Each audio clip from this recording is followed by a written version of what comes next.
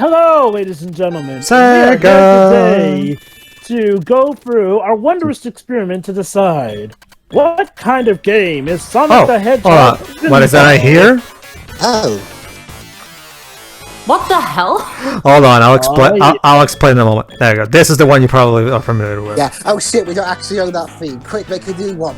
Actually, that's exactly what happened. But first, let's go for the First, let's go for the intro cutscene before I explain. All right, big man, it's time for me to beat you the umpteenth time. After I swim the way there. He can't swim. Dang it, Tails! Why'd you drop me off? God, that sunk. So funny story. Some common Johnny had this as his alarm clock once. Wait, really? How effective was it? Well, that's alarming. Alright, so, Wow. welcome to Toxic Caves. Those of you who've never played this game might remember how this track was included in Sonic Generations. Woo! Look at that sprite work. It's actually pretty cool. Yeah. So yeah, like to have said, some of you who might have played this game in the past probably wondering, wait a minute, why was the Masato Nakamura theme there? Well, that's because, everybody, here's an interesting thing. At the time, Masato Nakamura's theme was indeed the official theme of Sonic, you know. However, however, as we well know, eventually Sega stopped using that theme because they didn't want to keep paying royalties to Nakamura. However, apparently, when Sega Technical Institute was developing this game, this game was actually the first Sonic game to be developed. Yeah, this was actually the first Sonic game to not have any Japanese staff involved. I mean, Sonic 2 was developed in the States, but it was still helmed by Naka and Yasuhara. This game was entirely developed by Sega Technical Institute's OG staff, aka the same team that will make games like Comic Zone, for example. Well, crap. Mash the button, Great escape. So yeah, apparently, everybody, this game was also supposed to have the Nakamura theme. However, shortly, right after, and I do mean right after, Sega of America dispatched the copies to retailers, Sega announced, okay, we're no longer using that theme. From now on, we're gonna have our own sound team make the music for Sonic games. And somebody at Sega of America must have thought, oh, crap, we already sent a few copies that have that theme in. Oh crap! In that case, get our to compose an original new main theme then. And that's why there's the first batch of copies of Sonic Spinball have that theme. However, most of them don't, and that's because Sega kind of tried their best to cover up their mistake. But yeah, fortunately, and that's also the version that appears in collections and stuff. The later revision. However, thanks to people who dumped the ROM, we can still play Sonic Spinball as it was originally intended with the original Nakamura theme. Honestly, I'm kind of glad with the change because I did not like the way the theme sounded with whatever sound font they're using. I muted the volume. What exactly is the original theme? If you can link it to me. Well, you can check on YouTube later if you want. No, I'm talking about for Sonic in general. Is it well, okay. Question. It was that. Well, question, Deja. Are you familiar with Sega Technical Institute's games from the Mega Drive, like something like Comic Zone, Kid Chameleon? Nope. Well, Really? Well, the Sega of America's games tended to be different than Sega of Japan's games. They went more for the Genesis twang for their music, as like that distinct electronic synth that you think of when you think Genesis music. So it's picture the Nakamura Sonic theme with that type of. I'm talking about the song in general, not this variation. Dun, dun, dun, dun, dun, dun, dun, dun. You know the one. So the Sonic 1 title theme. And 2, yeah. The Nakamura theme, yeah, the one that wasn't by Masato Nakamura. Yeah, Comic Zone is really good. It is. Well, this is made by the same team, Shiro, that made that game, actually. So People don't like this one as much, though. No, not really. I did. Well, You know, especially not the Game Gear Master System version. Well, this is the version I played. So. Honestly, I'm gonna say it. I have a soft spot for this game. I did as a kid, and I still do now. If for nothing else, because it actually has some pretty damn good sprite work for it. Like, seriously, the animations for Sonic are pretty phenomenal in this game here and there. Yeah. Interesting thing about this game got a port to the Game Boy Advance as part of the Sega Smash Pack. And believe it or not, that version actually managed to have the original Genesis sounding music. So what was Sonic Genesis's excuse? It was a bad and ugly port. I actually went on a... Remember, Dwebs, the guys at Sonic Retro actually did explain why the game is like shit. The reason that game runs like shit is because it's literally the Sonic Advance engine trying to play a Genesis ROM. And the Sonic... I was mainly on about the music. Well, that's the thing. The Advance engine was not really made with that kind of stuff in mind. That's the problem. That's the complete problem in general. But anyway, back to this. Anyway. The primary... This technically the first Sonic spin-off? No, actually, there was also that Sonic Eraser obscure game before this one, if I remember correctly. I don't think it was the first spin-off. But this was Go ahead. Never mind, go on. But this was the first major spin-off that was definitely properly, advertised as like a big release. Yes, Joven? So yeah, Sonic Spinball. The mentality of this game is actually an interesting idea, combining platforming with the elements of a pinball table here and there. It's actually kind of a neat and intuitive idea here and there.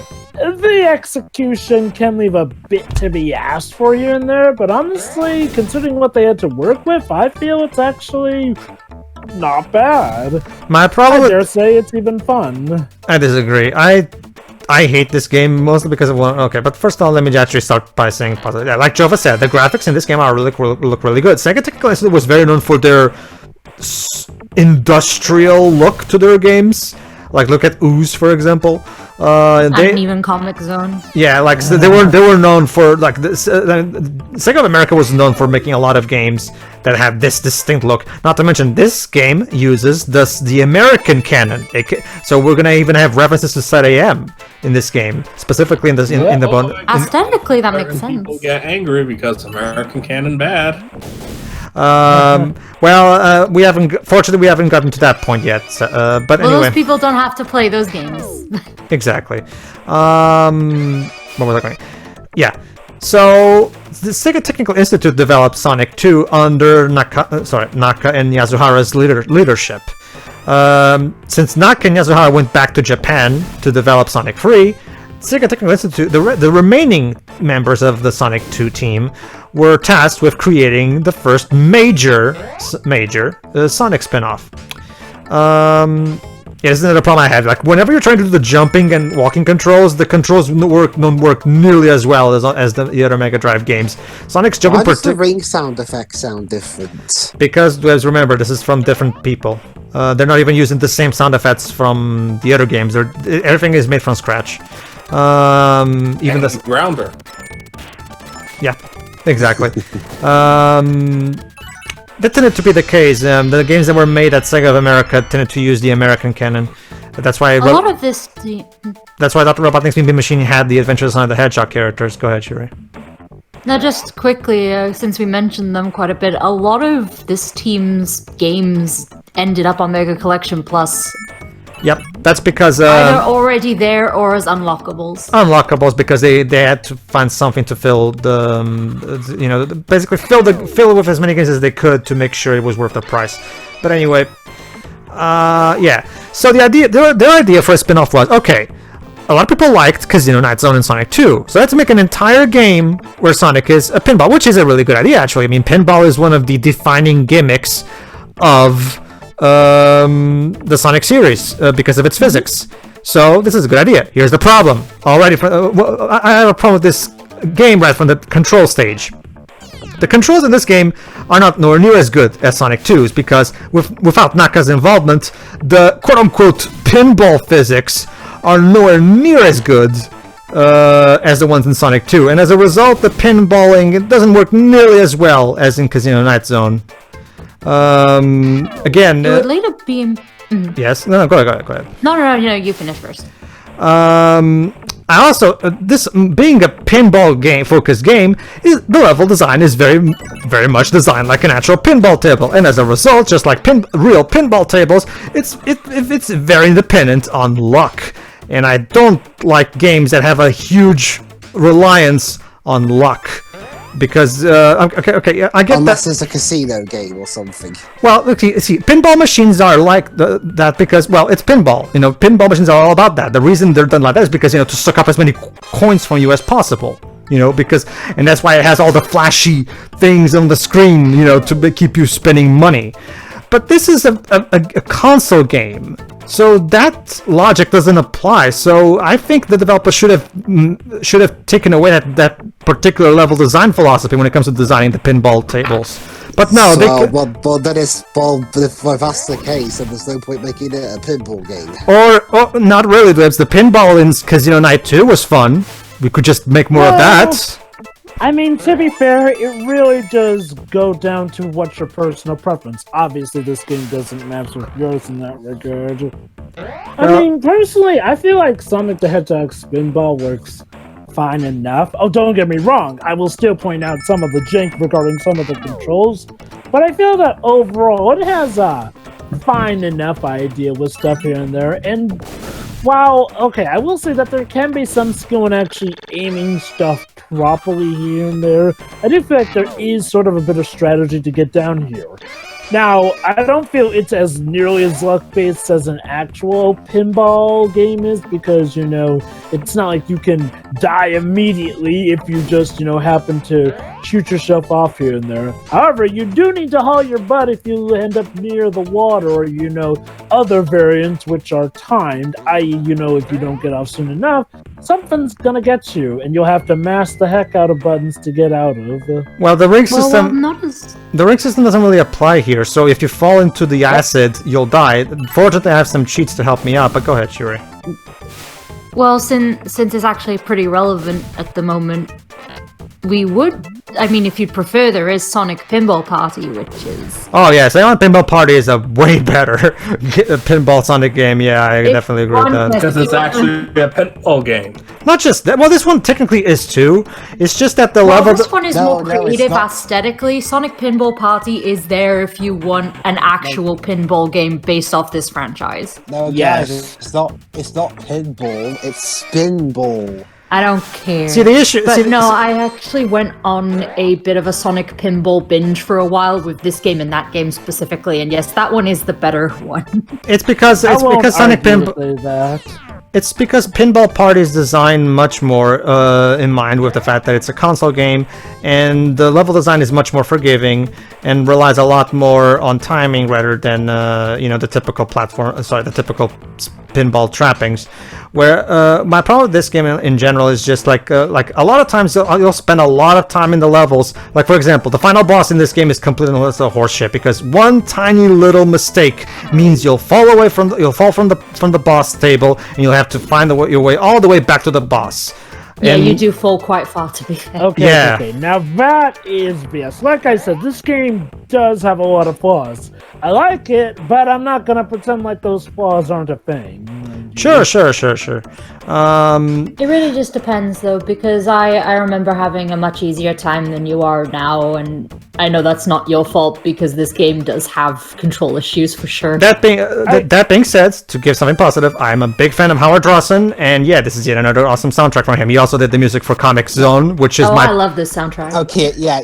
You keep talking about Comic Zone, you might as well just LP it. Well, that was one of my first LPs for this channel, actually. I love that game. Well, so what? That was like 500 years ago. Okay. 5 seconds. Yes, Twips. Menu theme aside, though.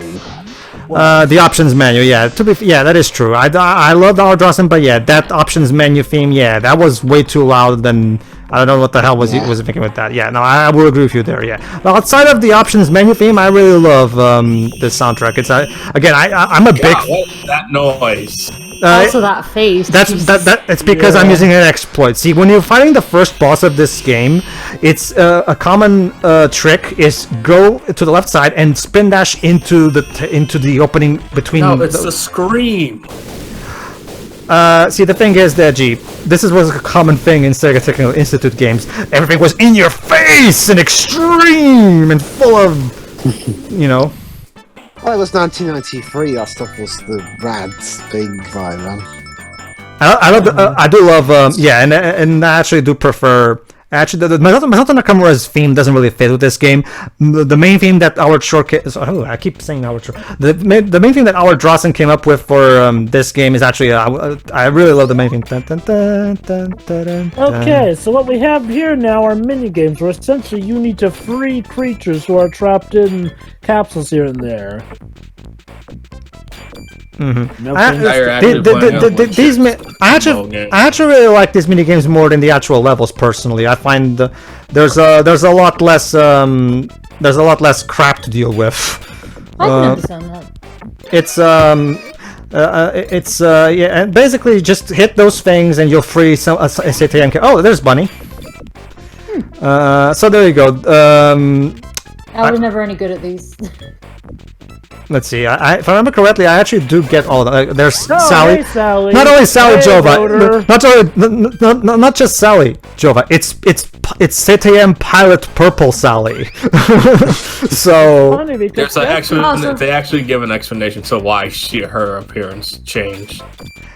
Eggman, you idiot! You're freeing your own hostages. What was the explanation? Well, that's the thing that she found some chemical stuff, so every time she kept trying to wash it off, it kept changing. So they gave her So they gave her the backstory of the Joker. Wait, hang on. It says you lose, and yet we're still going. That's because we have multiple balls. It's just like a real pinball table. You see, Dribs, you lose a ball. You don't lose the game immediately. You never played a pinball table? No, it just changed her. What if I were designing it just changed her appearance, not her personality. Sure. The basic gist of it is that she got better. The basic gist of it is that there's Tails. Hi, Tails. The basic gist of it is that in the original pilot, Sally was purple, but then for the when they got to make it a series, they changed it to brown. However, apparently the guys who made Sonic Christmas Blast apparently didn't get that memo, because Sally's cameo in that special is still her OG purple design. I don't get that. Sonic Christmas Blast? Speaking of, okay, so you never saw Sonic Christmas Blast? No, I've never heard of that. It was actually okay. It's a Sonic animated special set in the world of Adventures of Sonic the Hedgehog. It still has Sally there for some reason. Okay, Sally's muted that one. Okay, that's why I've never seen it, because I never watched the entirety of that show. It was originally supposed to be called Sonic's Extreme Christmas due to time of Sonic Extreme, but Sonic Extreme never happened, so we got Sonic Christmas Blast instead. They had to rework it, yeah. Okay, so this is level 2. I actually forgot the name. Jova, what's the name of this level? The zone in this level? Yes, level 2. Lava Powerhouse, I think it was called. No. No. This level was called Lava Powerhouse. That's what I just said. Well, whatever. It turns out you were right. Well, you tried to take the credit for it, you thief. Get used to that. Honestly, I did not try to take the credit in it for anything. And also, Dad, stop trying to stir controversy, please. Okay. This series is controversial enough. We're not doing all that much. I think that's not the kind of controversy Jova was talking about. But regardless. This is also one of the things, like, unlike with level 1, Toxic Caves, where you did have that barrel in the toxic waste, unfortunately you do not have a safety net of sort of thing in case you fall into the lava. So don't fall into the lava or you'll die. This is one of the big problems, and even people who do like the game at the very least, this is the biggest problem with Sonic Spinball. The difficulty curve is horse crap. The game has a relatively tame first level, And immediately, as you get to the second level, the difficulty ramps up to the max, and the game becomes insanely difficult. Let me describe my stance in this game. Imagine a game with a very, very, very, very, very cool concept that's actually portrayed very well in the first level. It's just that the issue is like, well, while a lot of that concept is kept for later stages, they kind of threw out a bit of fairness here. Like, I get it, you know, in a pinball, when you go down, you die. However, where I have to admit the game has an issue is like, well, I feel like they should have kept something of a safety net and just had, you know, something like, you know, have something be timed, like, you know, with the water beast of toxic caves here and there. Like, you know, with that, it's just a matter of getting up before he nabs you, and if he nabs you, mash the heck out of the buttons here and there. Pretty much. Whereas here, I get maybe they wanted to try to ramp up the difficulty, but... Might as well explain how the bogus, man. Might as well explain how the flipper controls work. A for the left flipper, B for the right flipper, and C for both at all at once. So, quick question. Yes. Does the Mega Drive, since most of you are European, controller have shoulder pads, shoulder buttons? No, it doesn't. You don't really need it for this game, to be fair. Oh yeah, no, I was just asking it in general. I don't think you're thinking of the Saturn controller, because the Saturn controller is literally just the Mega Drive controller, but with shoulder buttons added. Oh, I thought they didn't have shoulder pad buttons to the Dreamcast. No, the Saturn controller, the original one at least, was the one that introduced shoulder buttons at Sega. They later made the Circle Pad Pro controller, which was basically a Saturn controller with the analog stick that was made specifically for playing Knights optimally, because Knights had the... Also, from what I understand, it's pretty much you can control Sonic 3D Blast properly controller. I don't know. I was personally always able to perfectly control, well, not perfectly, but I was always able to control Sonic's walking in 3D Blast fine enough with the D-pad personally. Oh no, wait, sorry. I'm ignoring the European rules. I meant Sonic 3D Flicky's Island. I mean, Traveler's Tales designed that game originally for the Mega Drive with the Mega Drive in mind anyway. So it's not that. So it was made with the D-pad in mind. So it's not that bad in terms of. I mean, yeah, it's far from ideal. Don't get me wrong, but it's not as bad as it could have been. Like if you were trying to play Knights with just a D-pad, now that it becomes a problem, because you don't have access to the 360-degree control that Naka programmed, so it becomes a problem. In fact, when the HD remaster first launched back in 2012, it launched without the 360-degree analog control. They had to patch it in later. I'm glad that they did, but come on, really? You didn't think of doing that during development? Yeah, whatever. Fortunately, they did. So go back on the difficulty curve. I think I understand why they did that. Oh my god, my internet died. It's because they didn't want kids beating it on a weekend. Well, yeah, that's the typical reason for games made around the time. Well, that was a common thing. There was a common thing with a lot of games in the West, specifically in America at the time, because the rental market was really bursting at the time. However, in Japan, renting video games was actually, I don't know if it's still illegal, but at the time it definitely was. And as a result, a lot of Japanese publishers asked their American localizers to ramp up the difficulty to absurd levels to make sure the game cannot be beaten under a weekend, so that people don't just rent it and then have to buy it to beat it. Which makes That's terrible. Yeah, I guess that's why I don't really... I'm fine with a game being challenging, but I don't consider it a badge of honor if I had to beat this very hard game back in the day, because it's like, congratulations, you fell for a corporate scam. Deji? What you just said right now? There you go. Congratulations. You found out why I use cheats for really what I consider to be really unnecessarily hard games. There you go. Because I don't want to bother. There you go. See? There you go. Alright, let's go. Yes? Okay. Moving on, I guess. Okay, so I didn't really think that far ahead. And So you don't have a rebuttal for that, do you? I think I have. No, wait, I have a rebuttal. There's a simple one. LP Good Games. Well, here's the thing, Deji. If I only LP'd good games for this channel, we wouldn't have gotten some of our best LPs, because some of our most entertaining LPs are from bad games. Paraffin Ref, the 13 Trilogy. Okay, fine. Like stuff like that. Here's the thing: you're actually playing real games. I'm talking about like bad games like that one Flash game we played a few days ago. Which one was that? The Tasmanian Tiger game. Tasmanian Devil. That's Tasmania. Not that was not a Flash game. That was an actual. I know. That's how much I look at it. Yeah.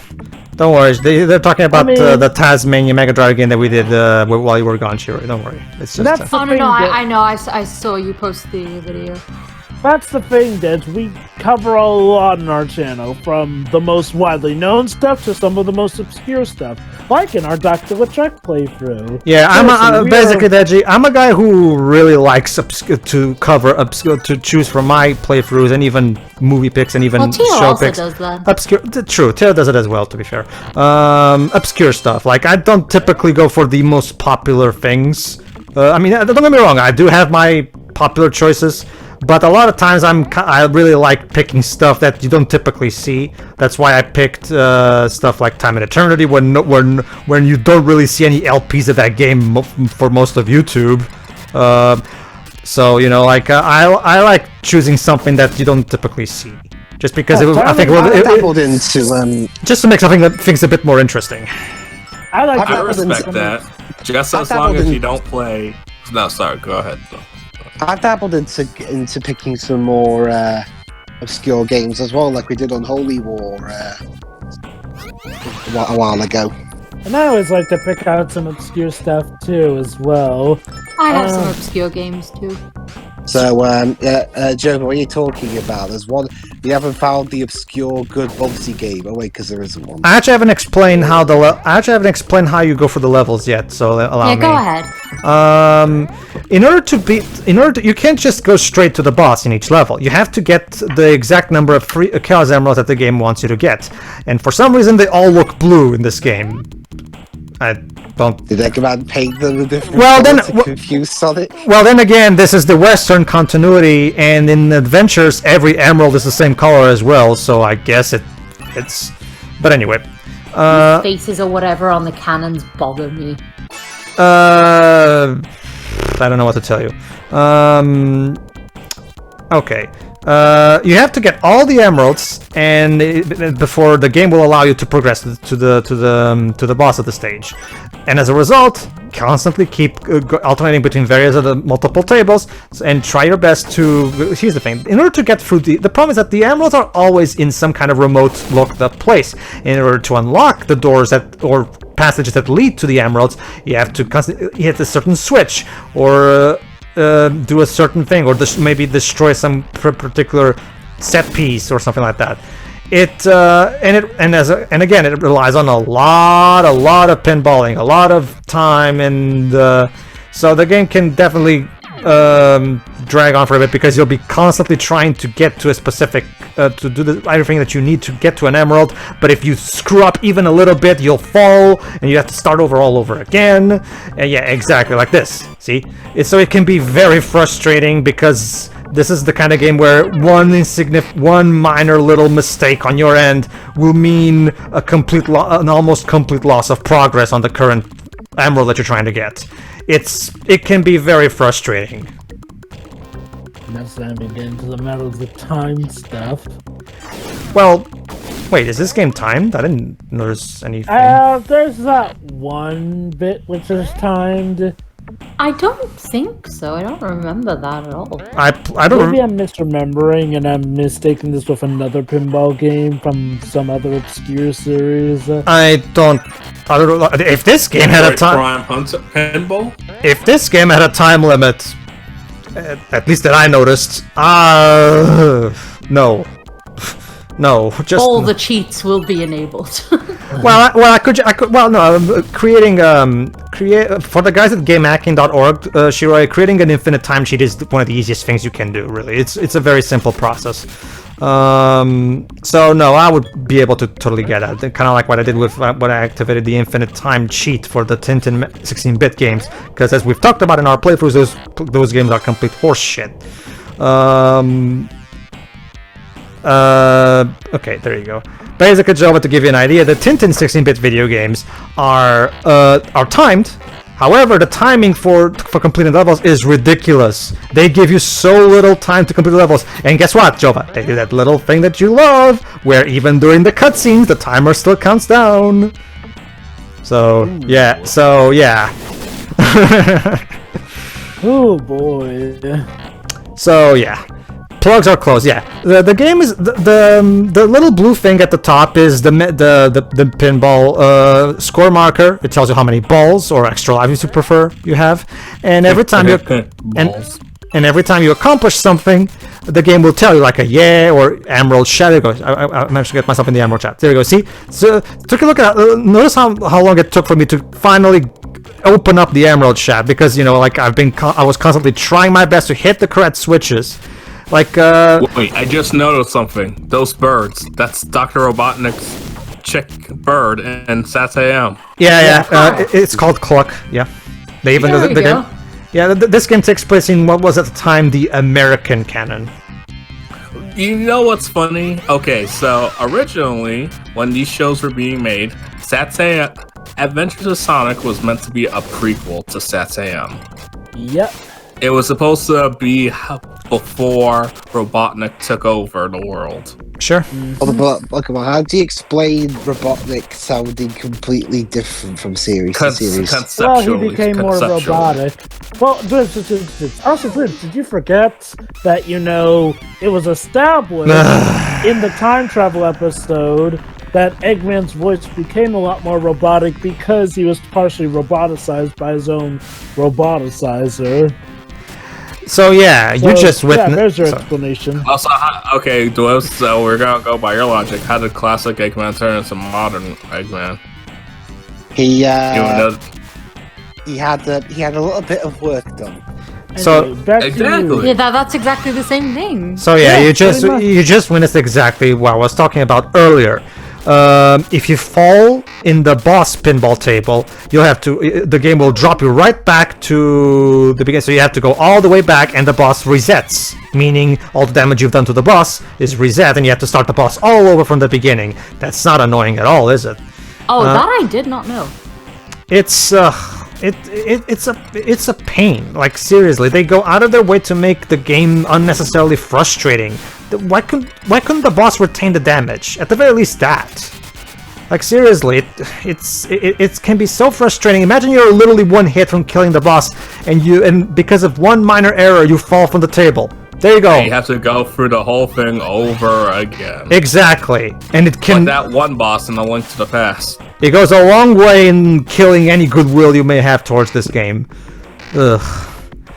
There you go. Alright, so the idea for this boss is... and yeah, there's that steam there that gives you... You have to go inside this... This is creepy. ...container thing. Oh yeah, the bosses in Sonic Pinball are very creepy, guys. They have these Eggman heads, and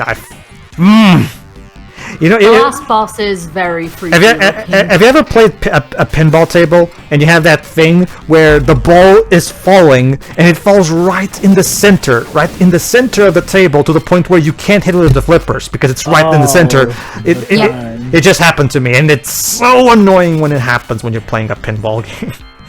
Well, so it's getting the actual pinball experience down pat. Oh yeah, definitely. That doesn't mean I have to like it. It's accurate then. Okay, let's try this again. This is my main problem with this game. Insignificant mistakes mean incredibly punishing results. like and increasing. Jesus Christ! You have to do the same boss over again, even though you just killed it. No. You killed one of the heads. I have to kill all 3 heads. That's the thing.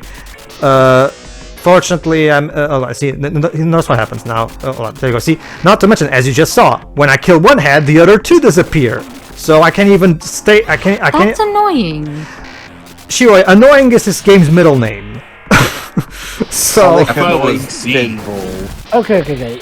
The weird thing is, like I said, the first stage was relatively just fine. It's that this stage suddenly has not so much a degree curve, but a degree mountain. Like, all of a sudden, now you can get instant kills, and suddenly you also get bosses like this one that can reset as well, if you fall out. envy the level of patience child me had. There we go. I mean, okay, maybe it's because... Okay, maybe I got lucky, but I'll admit I didn't have too much trouble. But I can definitely see why this would be considered a definite problem. Oh yeah, it's like I enjoyed this game, but I'm not defending any of this. Pretty much, yeah. That's pretty much my case as well. I still like the game, but I acknowledge its problems. Definitely. No. Well, that's the thing, Shiro. You'd think, child, you will have less patience. Isn't that usually how it should go? Considering the games I liked, no. It really it does depend, because in video games it seems to be like most people at least had more tolerance as children. Yeah, compared to other forms of entertainment. Oh, trust me, Shiro. It's because go ahead. Sorry, we had more free time. And I now guess we're adults and pay taxes. Oh God. Oh, trust me, Shiro. You're old.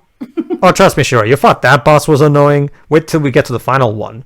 The final boss is an exercise in frustration. Just because one significant mistake, and to give you an idea, Shiro, right, he literally has socks that, if you go through there, they flew right through the glass and out of the pinball table, and it's just like it's custom designed to tick you off. But we'll get to that. See you for the next part, everybody. See ya. See ya. See ya.